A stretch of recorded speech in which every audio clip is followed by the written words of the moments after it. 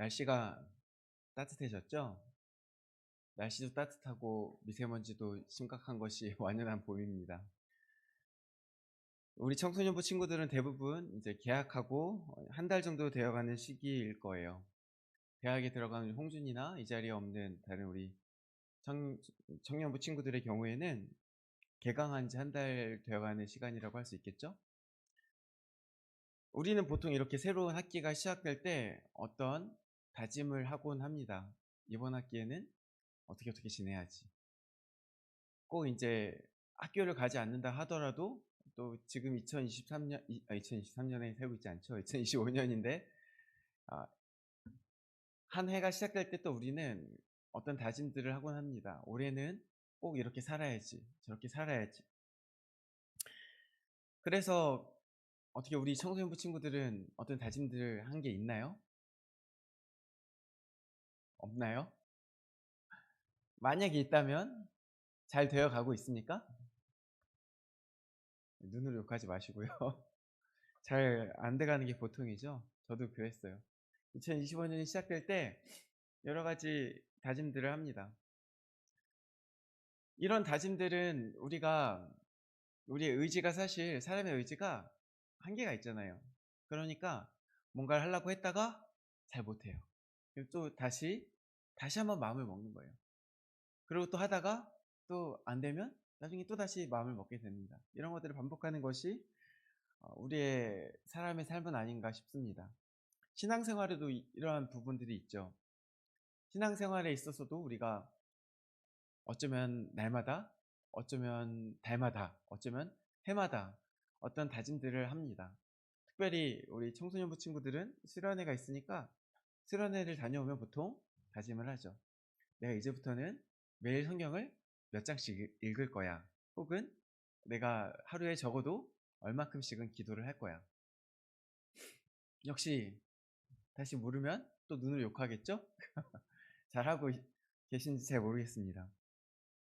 하나님 앞에 어떤 약속들을 할 때도 사실은 비슷하기 쉬워요. 하나님 앞에 하나님 이제부터는 제가 이렇게 살겠습니다. 그렇게 말씀을 드리지만 쉽지 않죠. 저도 마찬가지고 여러분들도 보통은 그럴 것이라 생각합니다. 물론 어떤 의지가 강한 분들은 저보다 더 상황이 나을 수 있습니다. 어쨌든 보통은 사람은 그 의지의 한계가 뚜렷합니다. 이 말의 의미는 어쩌면 우리 청소년부 친구들보다는 조금 더 연배가 있으신 우리 이제 성도님들이 조금 더 와 닿을지 모르겠어요.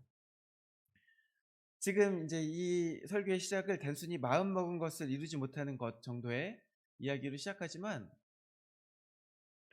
어 지금 더 하고 싶은 이야기는 단순히 그 정도 이야기를 하려는 것은 아니에요. 사람의 한계가 있다는 것은 단순히 어떤 다짐을 이루지 못하는 것을 넘어서서 어떤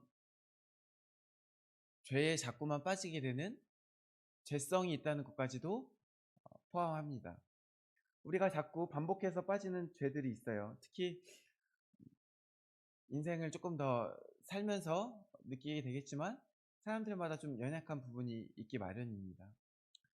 저 같은 경우는 좀 이제 욱하는 성격이 있는데요. 우리 센터에 있으면 은찬이와 지훈이는 잘 알겠죠? 세연이도 잘 알겠고 이제 아이들이 이제 한 번 말을 안 듣고 두 번 말을 안 듣고 한 세 번까지는 참겠는데 한 네 번 되기 시작하면 이제 표정이 달라지기 시작하고 다섯 번이 되면은 이제 말이 달라지기 시작합니다.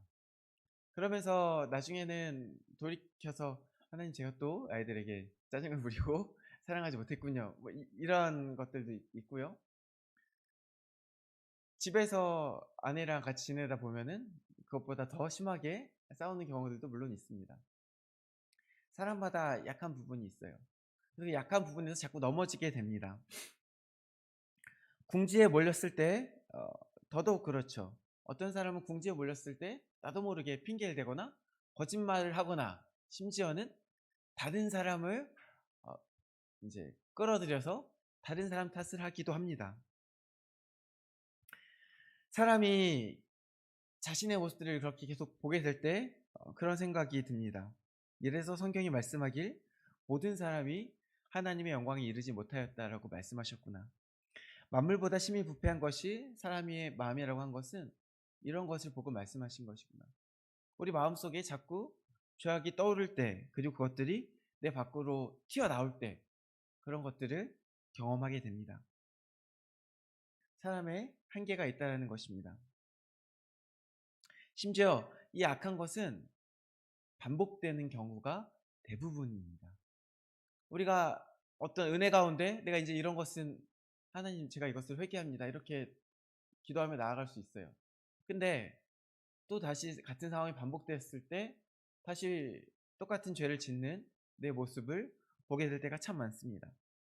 그게 사람이라는 겁니다. 구약의 이스라엘을 보면요, 그게 더 적나라하게 드러납니다. 하나님께서 이스라엘을 이집트로부터 구원하셨죠. 그리고 하나님의 백성으로 삼으셨습니다.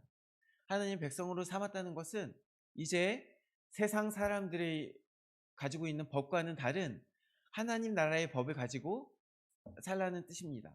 그리하여 다른 행동 원리를 가지고 전혀 다른 거룩한 구별되는 삶을 살라고 주신 것이 바로 율법입니다. 이제는 내가 너희의 신이 될 것이니 너희는 나 외에 다른 신을 섬기지 말고 다른 신들이 말하는 방식이나 세상 방식대로도 살지 말고 내가 말하는 방식대로 살아라. 세상의 방식은 뭡니까? 누가 나를 한 대 때리면 적어도 이제 이자가 있으니까 두 대 세 대는 때려야죠. 그러니까 그래야 다음에 나를 우습게 보고 다시 공격하지 않겠죠. 내가 손해본 게 있으면 어떻게든 그거를 벌충해야죠. 그거를 내가 손해보고 살 수는 없죠. 내가 바보처럼 당하고 살 수는 없지 않습니까? 그게 세상의 법칙 아닙니까? 그러나 하나님 나라의 법칙은 사실 그렇지 않습니다. 그런데 하나님께서 이 새로운 방식을 주셨는데 이스라엘이요, 막상 이집트로부터 구원받은 이후에 궁지에 몰릴 때마다 죄를 짓습니다. 하나님 나라의 방식에 의하면 뭔가 조금 어려움이 있어도 믿음으로 하나님을 바라보고 그 속에서 감사를 찾아야 될 텐데 그러질 않아요. 먹을 게 없으면 먹을 게 없다고 불평하고 물이 없으면 물이 없다고 화를 냅니다.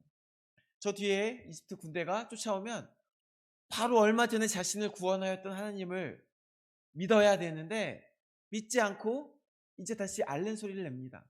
그리고 화를 내는 것입니다. 여전히 그 이전에 그들의 삶을 지배했던 방식에 여전히 지배당하고 있는 이스라엘의 모습을 볼 수 있습니다. 좋습니다. 그때는 이집트에서 나온 지 얼마 안 됐으니까 그럴 수 있다. 그 전에 이미 그렇게 오랜 세월을 살았는데 어떻게 하루아침에 바뀌겠어 생각할 수 있겠죠. 근데요, 그렇게 자꾸 세상의 방식대로 사는 게요, 그때만 끝이 아니고요, 얼마큼 반복되냐, 그 다음 2000년 동안 계속 반복됩니다. 그 다음 2000년이라고 하면은 예수님 오실 때까지 계속 그러고 살았다는 겁니다. 모세 때부터 예수님의 때까지 이스라엘이 반복해서 하나님이 아닌 다른 우상을 믿고 하나님이 아닌 다른 나라를 의지하고 다른 모든 것들을 바라고 세상 사람들이 사는 방식 그대로 살게 됩니다. 하나님이요, 그것을 보시면서 열받으셨어요. 한두 번 열받으신 게 아니에요. 하나님이 분노가 하나님의 분노를 어디서 절절히 느낄 수 있냐면요, 우리가 선지서를 보면은 선지서 하나님의 분노가 절절히 느껴지거든요. 제가 요즘에 예레미야를 읽고 있는데 읽다 보면 한숨이 막 나와요. 예레미야에 하나님께서 뭐라고 말씀하시냐면요, 이렇게 얘기하세요. 그들이 금식할지라도 내가 그 부르짖음을 듣지 아니하겠고 번제와 소제를 드릴지라도 내가 그것을 받지 아니할 뿐 아니라 칼과 기근과 전염병으로 내가 그들을 멸하리라. 하나님 찐으로 분노하신 게 느껴지십니까? 이제 이야기하기 전부터 아예 딱 박아놓고 이야기하세요. 이제 내가 네가 뭐라고 얘기해도 안 들어. 네가 심지어 금식해도 안 들어. 네가 번제를 가져오고 소제를 가져오고 내 앞에 예배를 드려도 안 들어. 넌 끝이야. 이제 너네 멸망시킬 거야. 하나님 처음부터 이랬을까요? 아니에요. 수십 번, 어쩌면 수백 번, 아니 1000번 동안 계속해서 하나님을 배반하고 하나님의 명령을 거역하고 계속해서 하나님 앞에 죄를 지은 그 패역한 백성에게 하나님께서 예레미야에 이르렀을 때는 거의 이제 이스라엘 망할 때거든요. 이제 열받으셔서 이렇게 말씀하시는 거예요. 끝이야. 나 이제 말해도 안 들어. 너희 회개도 안 들어. 너희 귀를 어둡게 할 거야. 너희가 이 말을 듣고도 돌이키지 않게 할 거야. 그러면서 막 멸망을 경고하고 계신다는 거예요. 이런 이야기들이 선지서에 가득해요. 하나님께서 계속 경고하셨거든요. 하나님께서 경고하실 때 말로만 하신 게 아니에요. 어떨 때는 이방인들을 일으켜서 그들을 계속 치셨어요. 치시면 돌아와요. 돌아오고 회개할 때도 있어요. 근데 그러고 나서 다시 또 죄를 지어요. 어떨 때는 치시는데도 불구하고 안 돌아올 때도 있어요. 하나님이 보다 이제 화가 나신 거예요. 근데 그게요, 단순히 하나님 앞에 어떤 죄를 짓는다는 게 뭐 앞에서 거짓말 좀 했어요. 하나님이 뭐 말하는데 안 들었어요. 뭐 예를 들어서 제가 집에서 저희 아이들에게 날이면 날마다 잔소리 하거든요. 뭐 예를 들어서 자꾸 밥 먹는데 뭐 이렇게 이게 컵을 끝에 놔요. 그래서 팔로 맨날 친단 말이죠. 그럼 저는 이제 컵 좀 안으로 놔라, 뭐 이런 얘기를 하겠죠. 우리 시영이가 아직 이제 초등학교 어리니까 뭐 여기저기 옷을 벗어놓고 다녀요. 야, 좀 치워라, 이런 얘기들을 하겠죠. 근데 안 들어요. 수십 번 수백 번 안 들어요. 근데 이런 수준의 이야기를 하고 있는 게 아니라는 거예요. 하나님께서 이 죄악을 어떻게 표현하냐면 예레미야 또 3장 8절인데 이렇게 말씀하세요. 내게 배역한 이스라엘이 간음을 행하였으므로 내가 그를 내쫓고 그에게 이혼서까지 주었을 때 그의 반역한 자매 유다가 두려워하지 아니하고 자기도 가서 행함을 내가 보았노라. 단순히 그 말을 안 듣는, 그냥 뭐 잔소리하는데 안 듣는 그 정도 수준의 죄를 짓는다는 게 아니고요, 간음한 것에 비유하는 거예요. 결혼했는데 자꾸 나가서 바람 피는 것에 비유한다는 거예요. 이거는요, 어떤 거냐, 그 둘의 관계를 근본적으로 파괴하는, 그 둘의 신뢰관계를 근본적으로 파괴하는 행위예요. 부부관계 가운데 한 사람이 바람 핀다고 생각해봐요. 그 관계가 유지가 되겠습니까? 그 관계 가운데 신뢰감이 남아나겠어요? 그것도 한 번도 아니고 수십 번, 수백 번, 수천 번 그러면 그 관계가 유지가 되겠습니까? 하나님의 분노하심은 이스라엘의 패역함에 있는 것인데, 그것은 단순히 어떤 잔소리를 안 듣는 것, 너 왜 오늘 또 행동 그렇게밖에 못해, 이 정도가 아니라 하나님을 근본적으로 배반하는 것, 하나님을 완전히 갖다 버리는 것. 심지어 그래서 나중에 어떤 일들까지 행했냐, 성전 안에다가 우상들을 세우고 제사를 지내요. 근데 더 웃기는 건 뭔지 알아요? 한편으로는 그럼 하나님께서 제사를 지낸다는 거예요. 이 얼마나 기만하는 거예요, 하나님을. 하나님 그걸 모르시겠어요? 아니, 양심 있으면 좀 멀리라도 가서 하지. 담벼락 하나 놓고 이쪽에서는 이방 우상을 세워놓고 제사를 지내고, 이 안에서 하나님께 제사를 지내면서 하나님으로 믿음이 이룰 수 있겠어요? 아니, 다른 우상을 신으로 섬겨도 이렇게는 안 하겠어요. 우상을 신으로 섬겨도 그 신에게 이렇게까지는 안 하겠어요. 그래서 하나님께서 정말 열받으시거든요. 그래서 계속해서 치시고 경고하시다가 나중에는 완전히 멸망시키는 데까지 이르는 거예요. 그게 이제 이스라엘과 남유다의 멸망 아닙니까? 그렇게 된 이후에 400년이 지난 이후에 그때가 이제 예수님이 오신 시기예요. 이러한 배경이 예수님 이전에 이미 있었다는 것이에요. 그런데 이러한 배경 가운데 오늘 본문을 한번 볼까요? 저 오늘 본문 좀 긴데, 오늘 본문 중에 저는 이제 한 가지 포인트에 좀 집중해서 말씀을 전할 거예요. 다음에 또 다시 같은 본문으로 말씀을 함께 나눌 건데, 오늘 본문은 뭘까요?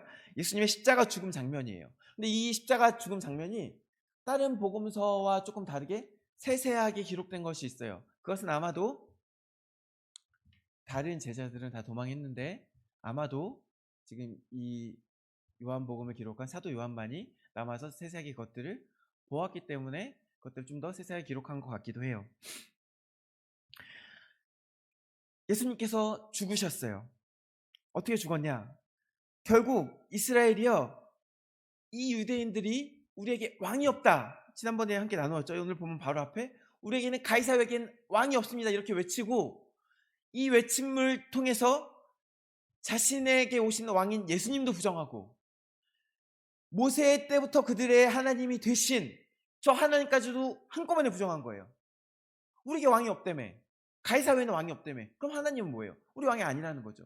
그들이 율법을 믿는다 하면서 하나님 믿는다 하면서도 이 궁지에 몰렸을 때 자신들이 어떤 생각에 사로잡혔을 때 드러나는 본심이 뭐예요? 우리에게 왕이 없다. 하나님은 우리 왕이 아니다. 예수님 우리 왕이 아니다. 그렇게 주장하면서 예수님을 죽여버렸어요. 예수님을 십자가에 직접 못 박은 것은 분명히 로마 군병일 거예요. 근데 성경은 오늘 본문에 뭐라고 묘사하고 있어요?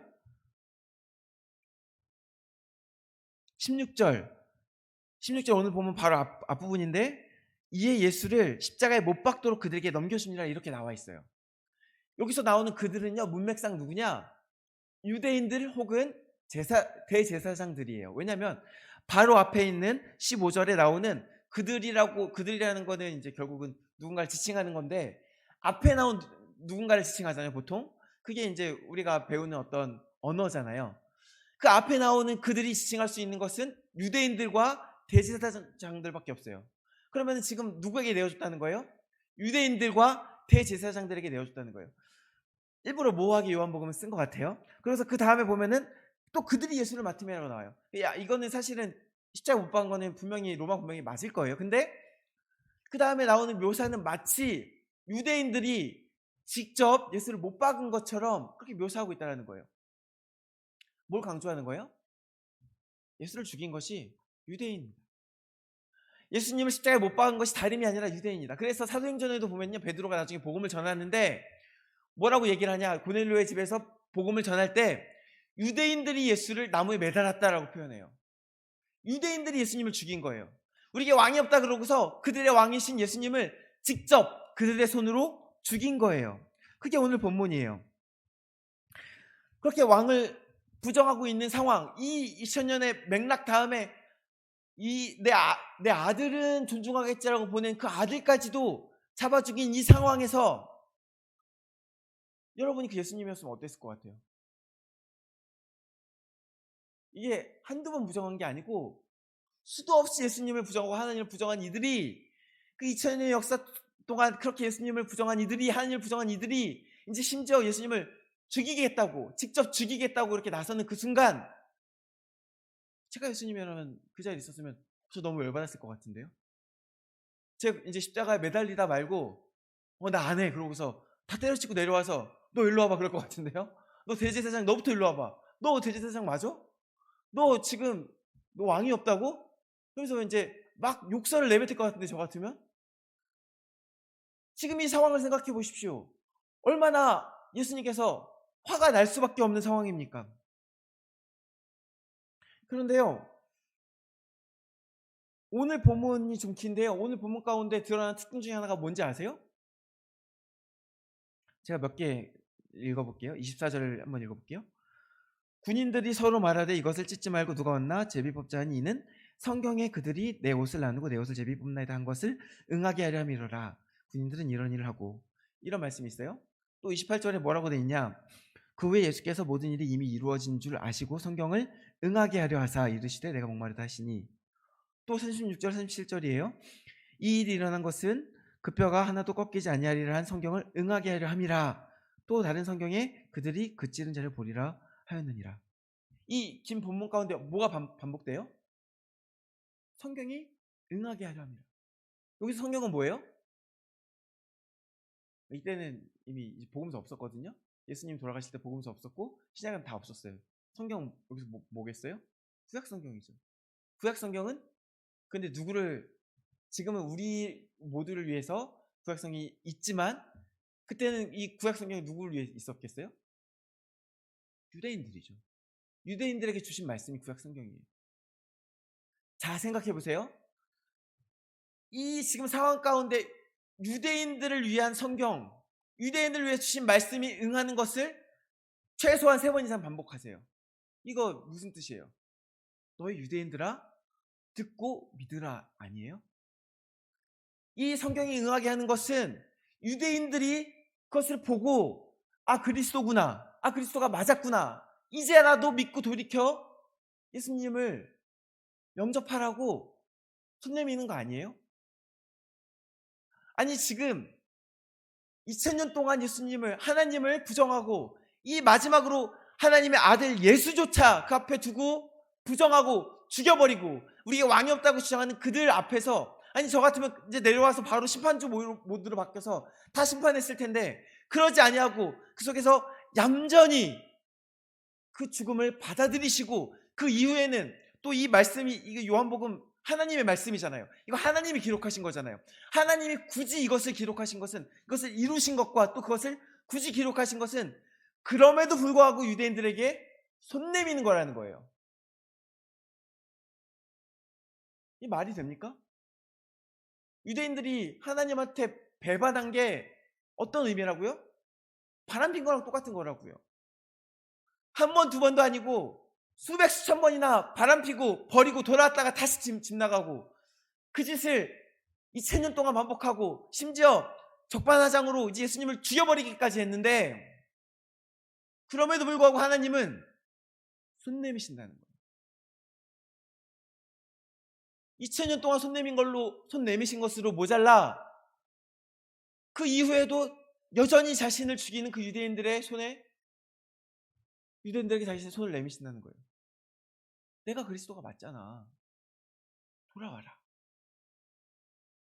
이게 이해가 갑니까?